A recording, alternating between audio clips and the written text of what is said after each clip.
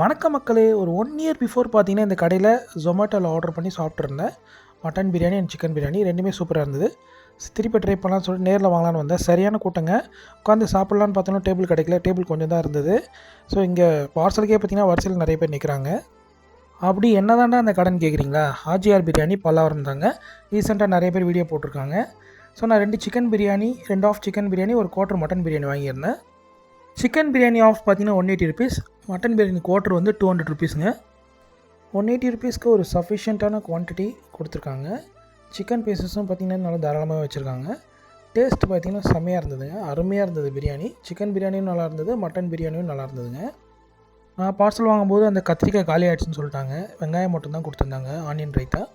இவங்க கடையில் கத்திரிக்காய் சூப்பராக இருக்குங்க. பல்லாவரம் சைட் போனீங்கன்னா கண்டிப்பாக ட்ரை பண்ணி பாருங்கள். ஓகே மக்களே, தேங்க்யூ ஃபார் வாட்சிங். நெக்ஸ்ட் வீடியோவில் பார்க்கலாம். தேங்க்யூ.